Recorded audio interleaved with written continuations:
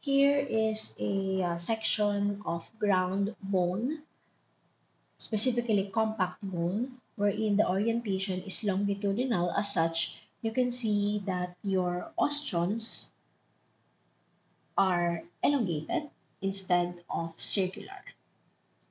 Okay? So one osteon would be from one edge to another edge here. And the canal in the middle would be your central or Haversian canal. And from one Haversian canal to another Haversian canal, you would have your transverse or Volkmann's canal. In order to appreciate your osteocytes and lacuna, we have to zoom in. Okay, again, this is one osteon, another osteon.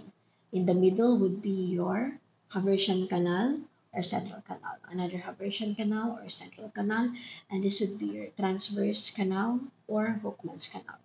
Again, this is another transverse or Volkmann's canals. And this structures would be your lacuna.